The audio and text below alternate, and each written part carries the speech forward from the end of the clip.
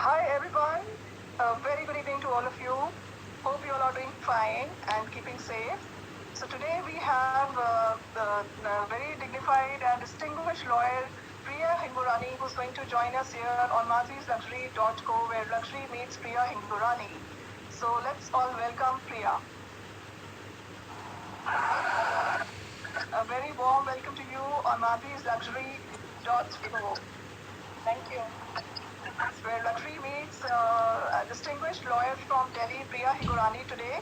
And first of all, heartily for being appointed as the President Shepherding Association of India and Alumni Association of Scholars who got scholarship with Shengwin and who have members with professionals like Amitabh Kant and others. So heartiest congratulations to you. It's a good news today. Thank you. Thank you very much. Thank you. It's been a great day. Today morning. Yeah, wonderful, awesome. I mean, it's really prestigious, position that you have been, received today. Amazing, congratulations. And Priya, yeah, and I was going through your profile. It's very, very impressive, I must say. And when I look at the profiles like this, I feel human potential is immense. And by reading your profile, it kind of proves it, And it's been lovely going through it. So much you've done, and would love to know your journey and your story today, Priya. Thank you. What, what would you like me to share? My initial years, I belong to a family of lawyers. Right. I have, my parents were both senior lawyers in the Supreme Court. Their journey, my parents' journey was very unique. My mother was born and brought up in Nairobi.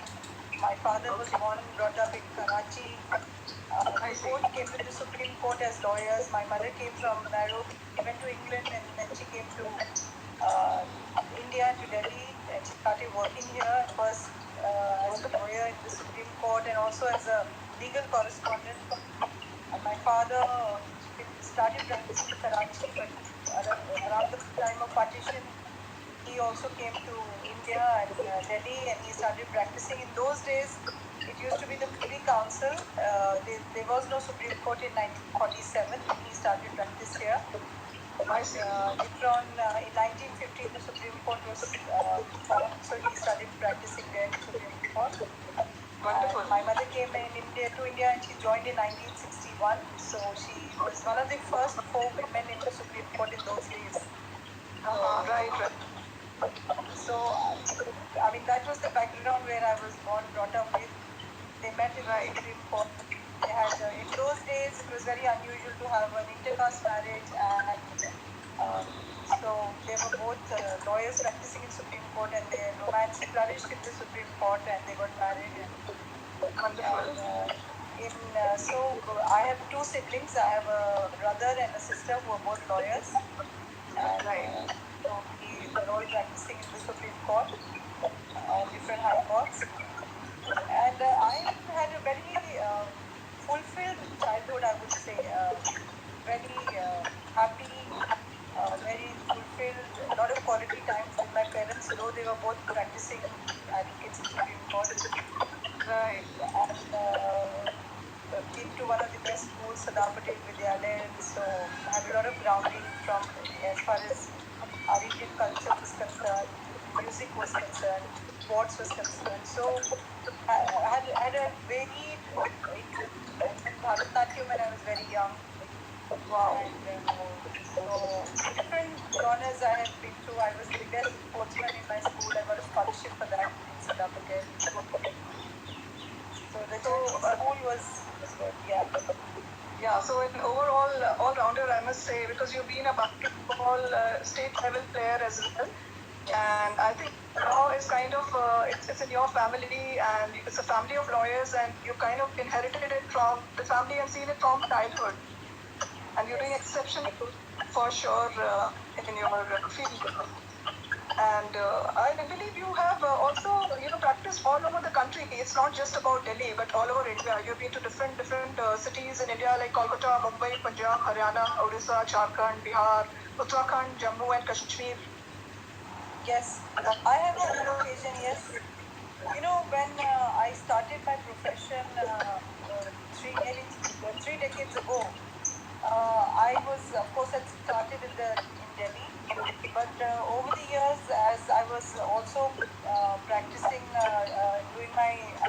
junior to Dr. Devi Pal, who then went on to become the finance minister, state finance minister. I got Right. the opportunity to do a lot of tax work, and I traveled from with him and independently in my own cases to different parts of India, to different high courts. And that was a great experience, a learning experience. You met your own colleagues. Every court has a different culture of working, and so we got to learn a lot from different courts, different judges, colleagues as to the culture of those courts.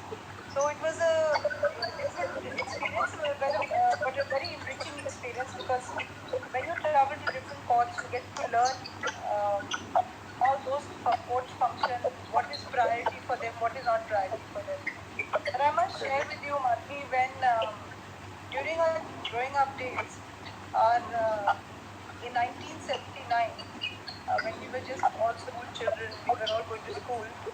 Um, my parents started public interest litigation in India. I mean, the first case was filed in 1979, and Okay. it was a case where there was a report which came out in the Indian Express by a Director General of Police, saying that there were thousands and thousands of under trials languishing in jail for longer than the sentence would have been had they been convicted also. And Okay. it was a horrible situation in India at that time. And this Right. case was filed in the Supreme Court by my parents, Mrs. Priya Hingorani and Mr. Nirmal Hingorani. And the Right. court, I mean, we must say that the court was so judicially active that Okay. they took up the matter. First, they asked them what was their locus, because there was no client per se. It was only they who had filed on behalf of the people who could not represent themselves. And Right. Okay. then the court, in fact, took up the matter, asked all the states as to how many under-trial prisoners there were in their jails. And then the Supreme Court, by one order, released 40,000 prisoners across the country. Those Wow. people What? for small offences, ticketless travel, petty Okay. crimes, Right. women who had nowhere to go but they were kept there because they were supposed to give evidence in court. So Okay. those kind of people got released. 40,000 people across the country were released by one order. So That's that awesome. that it It's a came really into play at that point in time. noble work to do as well. Besides professional work, it's also a very noble thing to do to release so many people who have been stuck there for a small little thing, you know? True, Small little. true. And then came the very horrendous case of the Bhagalpur mining case, and where 44 hardened criminals, they were in Bhagalpur jail. They were blinded by putting hot acid and poking iron rods in their eyes. My And God. it became a case where the whole country said, the whole country was taken by this kind of brutality. As you can see today, the whole day since yesterday, it's been streaming that Tamil Nadu, those two people were tortured in police custody, and they Right. died Yeah. because of torture in police custody. And Right. so at one time, 44, and some of them died instantly because they could not bear this torture. So when that Okay. case was brought to the Supreme Court was also shocked. They didn't want to kind of even look at those people with oozing eyes, wounds. Right. And that was a case where the first time from the Prime Minister's Relief Fund, 50,000 rupees was given to each one of them. I mean, of course, in those days, 50,000 was a lot of money. It was not nothing Right. today. But those are the kind of cases which shock the conscience of the people in the country. Absolutely. So Right. we have grown up with those kind of hearing those cases, the kind of work that they did. So I think it Right. was only very natural to become a lawyer. Right. So, of course, I think they made a lot of difference when they got into practice as lawyers, as you just mentioned these two incidents. And about you, Priya, are you, a lawyer as a passion, or just because it comes from the family, you've inherited it? So, are you like passionate about it, or because of the family? No, no, I was initially, because we grew up in this, our dinner table stories were about the cases of the day, what is happening in the courts. So I think it is in our DNA to be lawyers.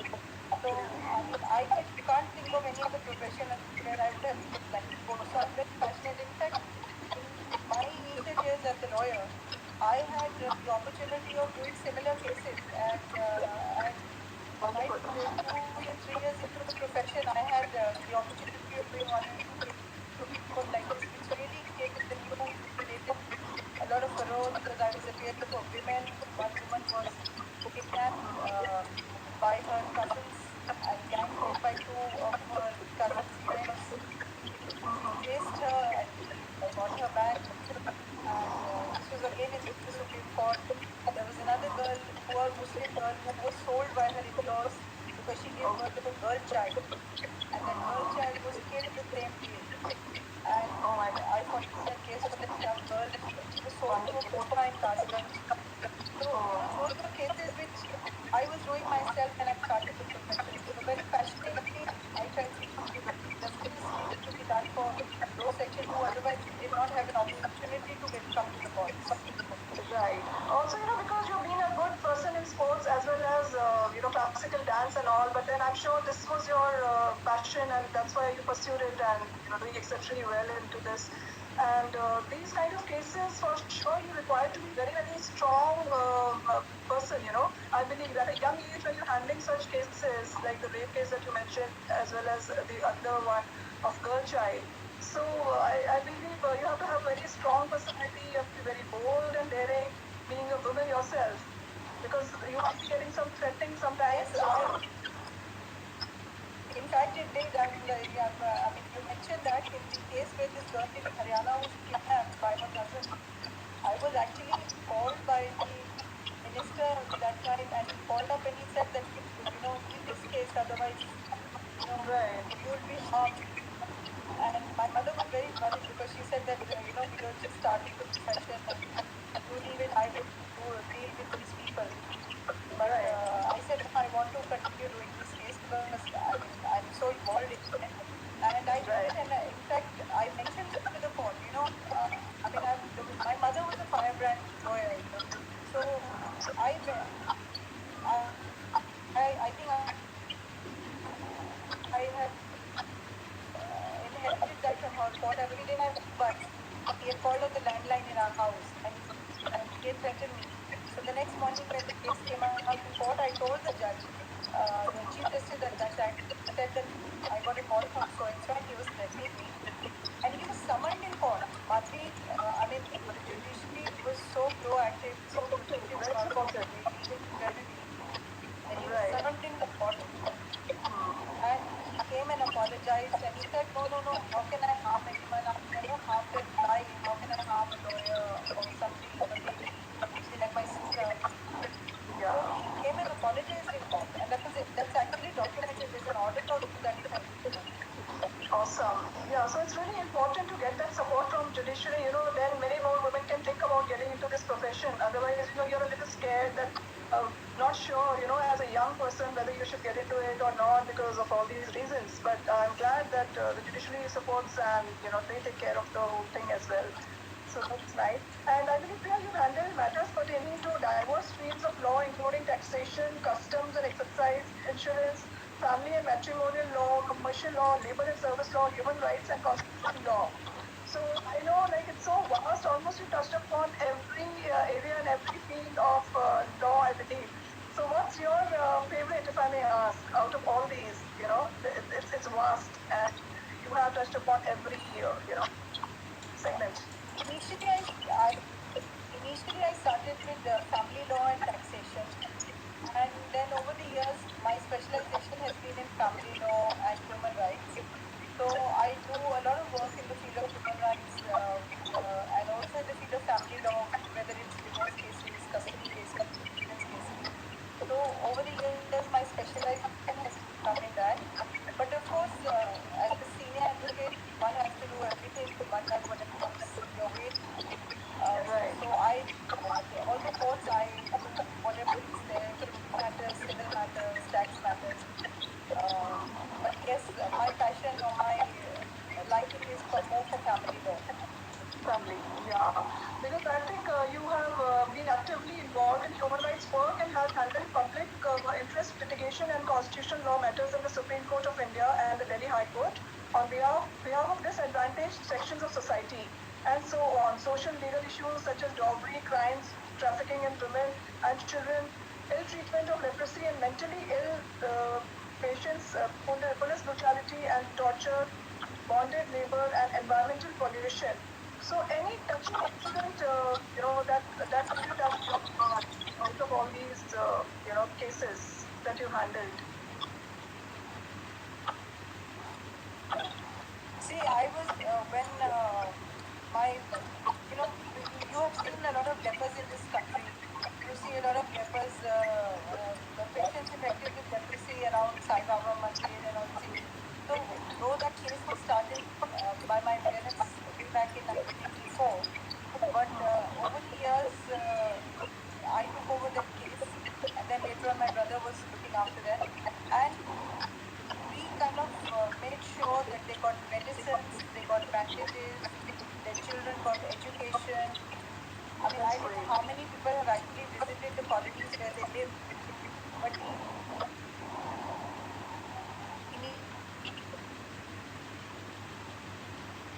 initially I think, they were living in, jhuggi jhopdi connection from one okay. another. But when this case was taken up in the Supreme Court, again it was the first time the TDA actually made pakka houses for them in all the Wonderful. colonies, and they Awesome. were given jobs by the Delhi University.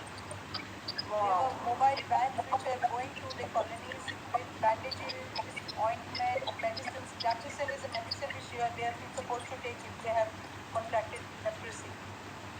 And so they were all, they all had to, so this was made available to them in their, at their colonies, in their doorsteps.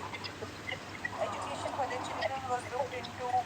So it was a struggle. For every small thing, we had to go to the court, get an order from the court. So Right. we had seven leprosy colonies in Delhi. So I mean, we did one. That was one case which I handled after my parents had started and then I took over. Then another Okay. case of the mental hospitals, where the Ranchi mental hospital was looked after. There were mental patients. The conditions were so bad that they were not getting proper food or medicines. The bed sheets were in a bad condition. I So see. over the years, we have done a lot of these cases pro bono uh, in Supreme Court and in the High Court, and I think and over the years, lot of lawyers, public interest litigation has become very popular. In fact, now is the time when some people question the judicial activism. People say there's too much involvement of the courts in the executive functioning. Some people say that public interest litigation has gone beyond what it was supposed to be. There's a Okay. misuse. But by and large, public interest litigation has helped thousands and thousands of people in this country. Right, absolutely. And I believe as a family, you've done some wonderful work in various directions, like the way that you just mentioned, and many more other sectors.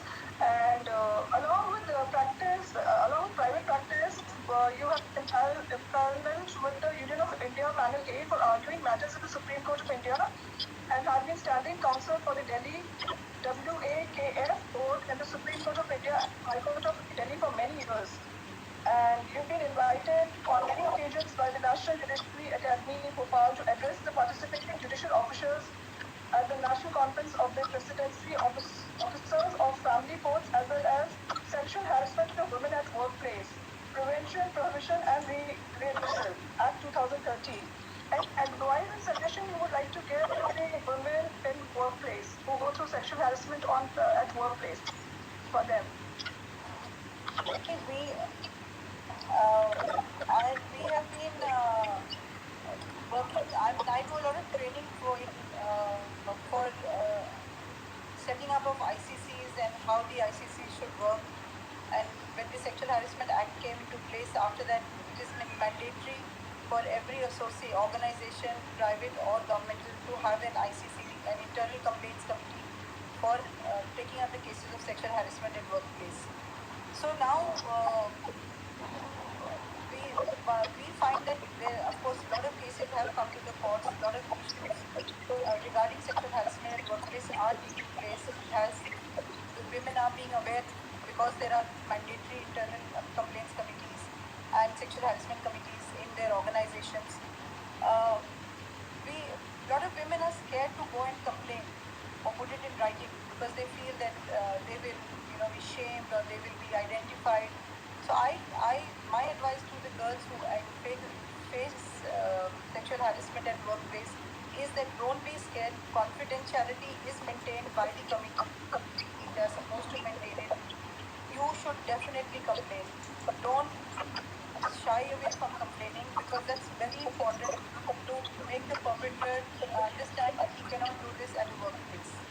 Number two, if you make a complaint, it should be a detailed complaint, putting out the instances, the language was used. If you have any evidence, accordingly place that evidence along with your complaint. And the once a complaint is registered, of course they call you and they call the other side also. You must get your witnesses to record their statements. Make sure that there is a video recording of all the proceedings, because in most cases there is no video recording and then it's your word against the other. So video recording of all the proceedings is a must and you should insist on it. Now, in fact, recently we've been coming across cases where, especially in this pandemic, where virtual harassment has been taking place on the social media, on Twitter accounts. So that is another area where we are now working on and seeing what are the guidelines and how we can assist these girls to make complaints. Of course, as everybody knows, every police station has a cyber cell, and if there is any problem you have in your Facebook, if somebody is troubling you in your Facebook or on any social account, you can take a screenshot of that and make a complaint, put in cyber cell in the police station, a written complaint along with all the documents, so that they will investigate and follow it up. Which I'm they sure can do this is easily. They can catch them easily. Now they have all the technology in place, and most of the police personnel in the cyber cell are trained to do so. right. Wonderful. So this is, I'm sure, very informative for the audience who are listening, since these crimes are increasing more than the other crimes because of being in the lockdown, and also is it difficult being a woman in a profession like this? And do you think there are more men? And how do you cope up with men in this profession?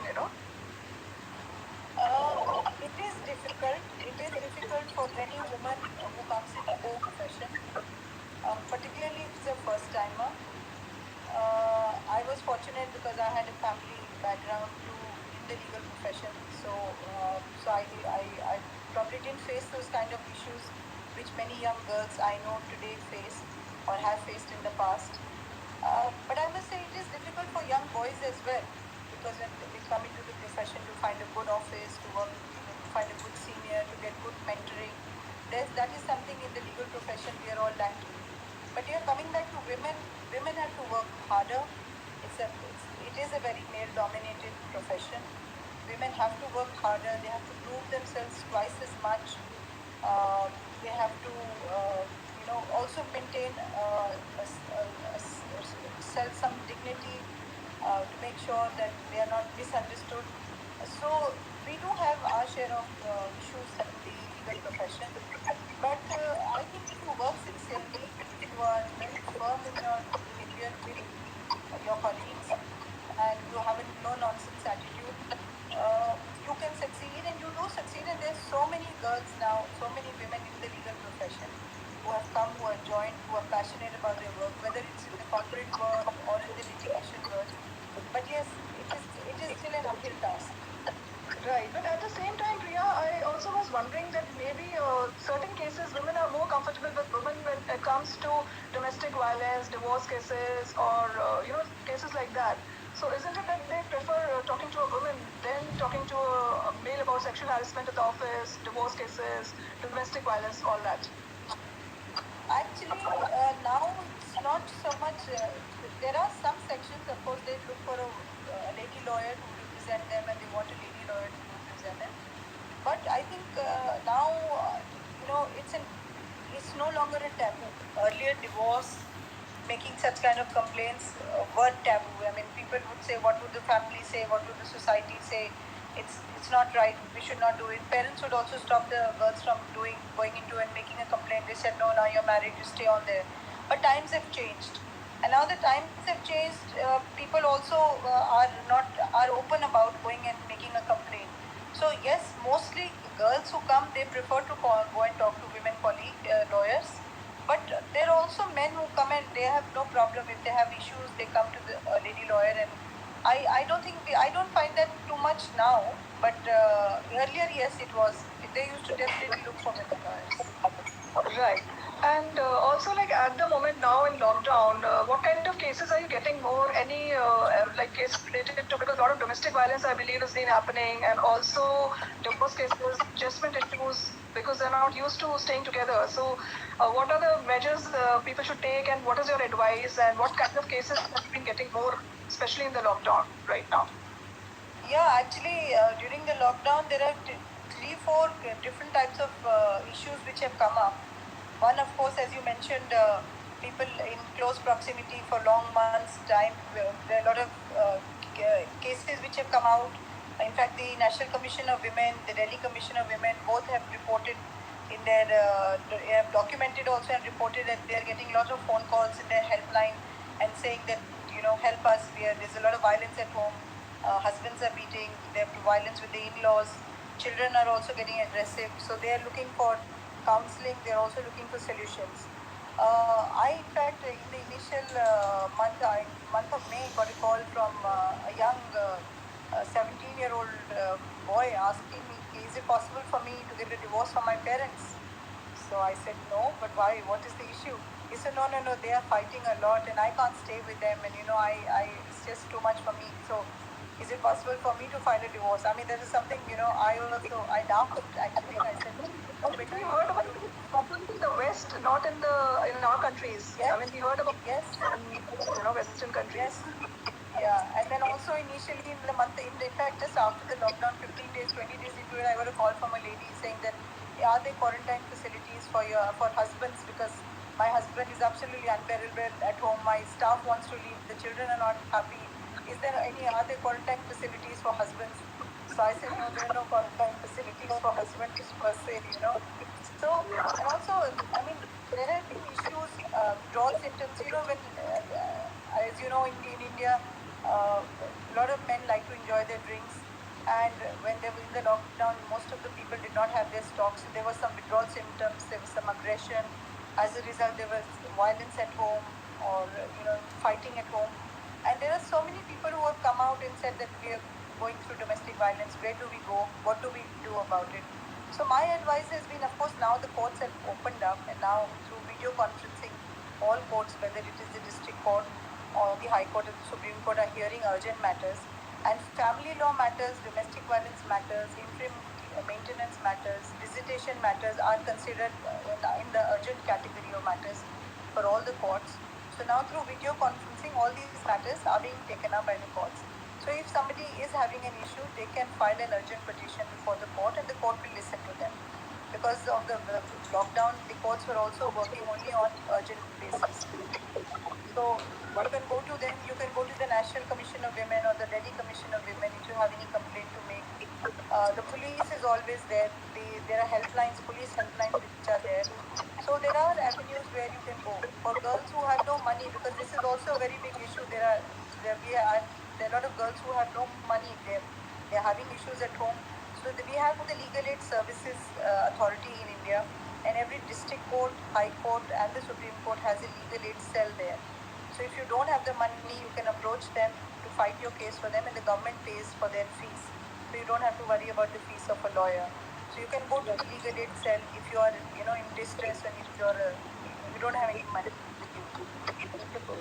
Yeah. So The even other for case the is, Madhvi, the other one case which I think I'd like to mention is there are a lot of cases where in courts which are already pending for maintenance, or right, cases maintenance was already decided, but in this lockdown maintenance has not been paid.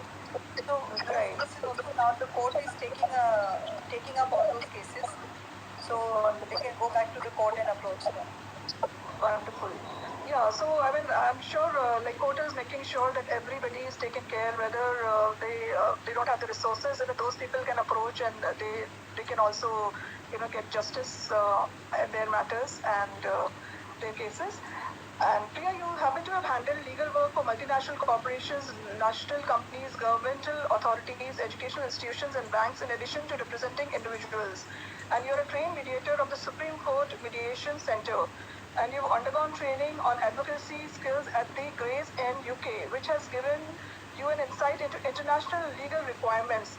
So, how do you think is it different from India? Because you have an experience of the international as well as Indian law.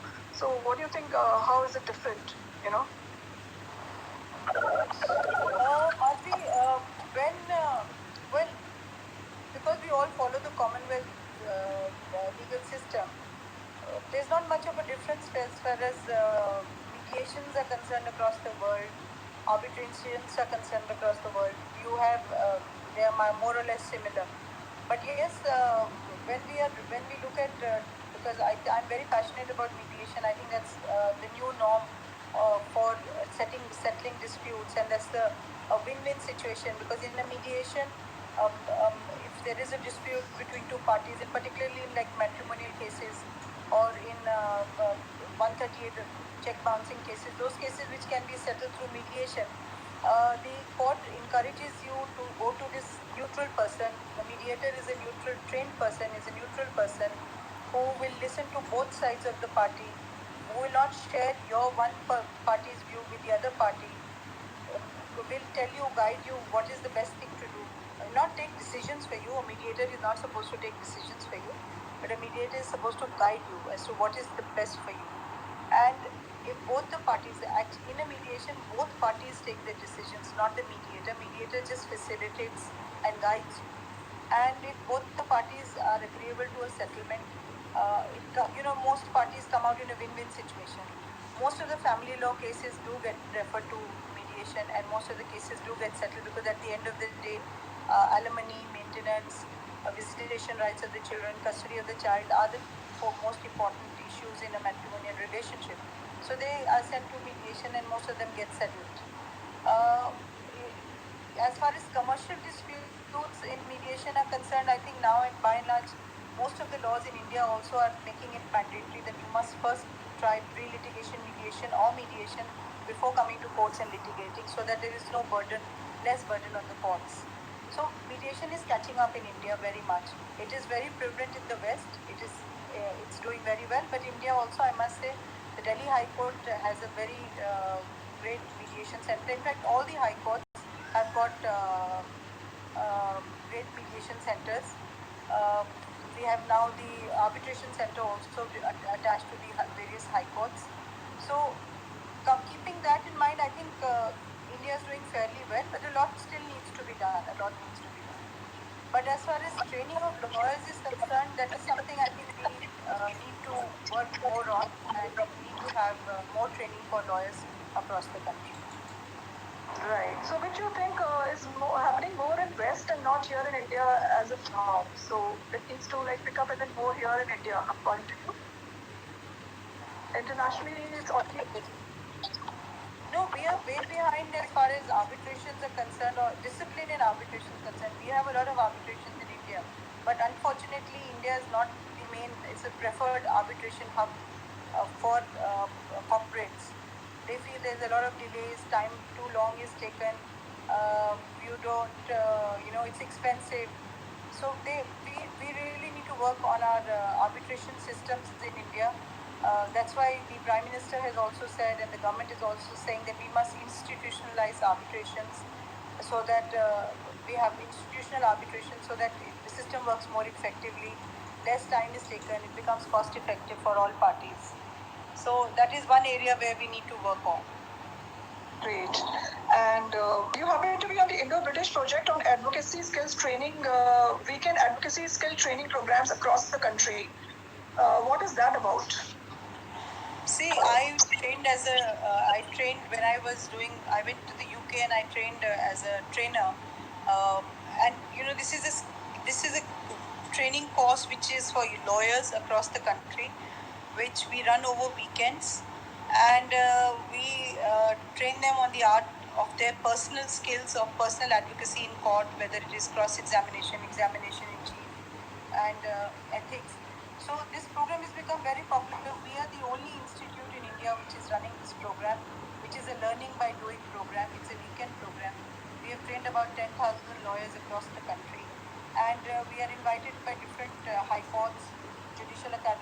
run this program for young lawyers. We usually train about 70 to 80 lawyers on a weekend. It's a weekend training program. And I think this is the kind of continuing legal education program which should be adopted up by our Bar Council of India, which is our statutory body. But unfortunately, that's not happened. But we run this program pro bono. We have an institute. We have senior lawyers and judges who are trainers, a fantastic team of lawyers and judges who do this pro bono weekend after weekend across the country. And I must say, this is a program which is a must for every lawyer in this country. I would say that. And we run that program, and we've been running it for the last 20 years now, completely pro bono. Wonderful. I'm sure in the future it might be incorporated by the Bar Council, as you said. It should be incorporated. Yes. So it's a good thing that you're. And you have attended the Global Law Summit in London session on what is the best practice for advocacy training around the globe, and can advocacy teachings, cross judicial borders. This is a program that which you attended, and you've been a member of internal complaints committee of multinational corporations. You've addressed social and ethical issues, including the Commonwealth Law Conference, SARC, Law Asia, INA, PhD Chamber of Commerce and Industry, and FICCI conferences. Several of the papers presented by you at these conferences have been published, and you've given legal help and counseling to various NGOs and fought cases on their behalf pro bono. So you've been doing a lot for the NGOs as well. Yes, Madhvi, I find, when, as I mentioned, my mother, in fact, was instrumental in drafting the constitution, so many of the NGOs in the early 80s, when the women's movement actually started. And ever since then, and ever since I was a law student, I have been actively involved with many NGOs, guiding them. I used to do counseling for in many of the NGOs for young women in distress, children in distress. I think the NGO movement in India has really done very well for the people of India. You can see that by what has been happening during the pandemic, how many NGOs have actually taken up the work cases for migrant workers, feeding them. Where the government has fallen, lacked and fallen back, have not been able to deal with it. In fact, has approached NGOs. The NGOs in India have done outstanding work for whether it is getting them buses, whether they're getting them food, looking after the homeless. So I think,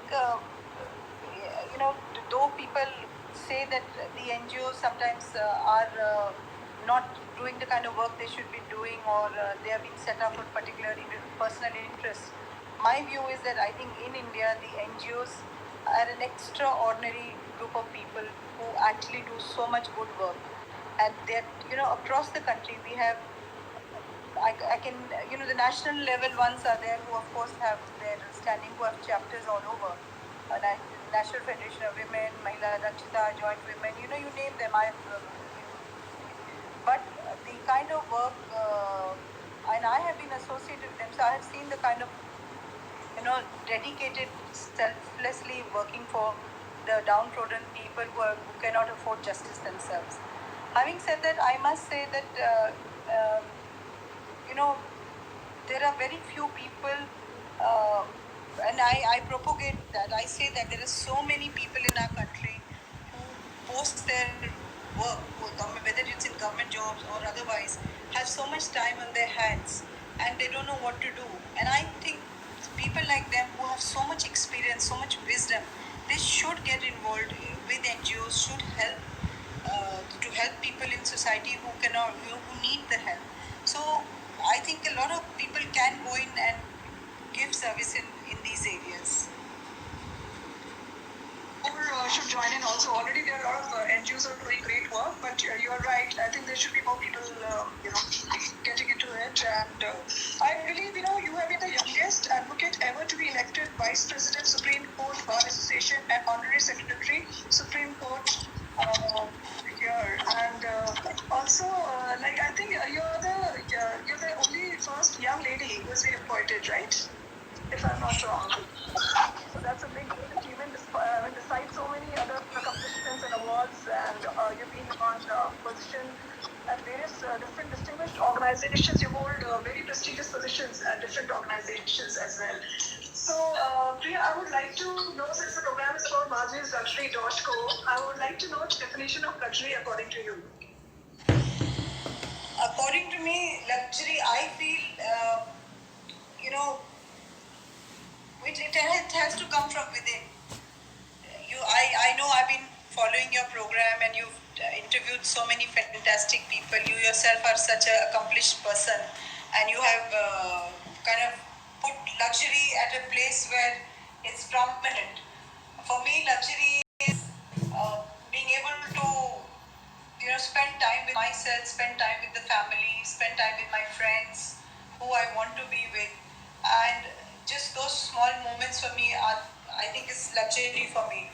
Rather than going out and sitting in a restaurant and eating or traveling so much, my time with my friends and my family is the most, I think, it's luxury for me, which I don't get that often now. And of course, pandemic, we've all got it. Right, beautiful. Like as it is said, बड़ी बड़ी खुशियां हैं छोटी छोटी बातों में, basically. And what message you would like to give to the audience around this time, COVID-19? I see. Yesterday we were just did a webinar on and staying home, staying fit, and I learned so much in that webinar. Although we all have been talking about, we all have to stay fit, and a lot of issues came out that mental wellness is something which is very important in these times, and a lot of people are not able to, are feeling frustrated, are feeling angry, aggressive, and are not spending so much time healing themselves. So my message would be spend some time doing introspection, thinking what you are and what you would like to become, spending some more time on your health, on your happiness. If you're happy, you're healthy.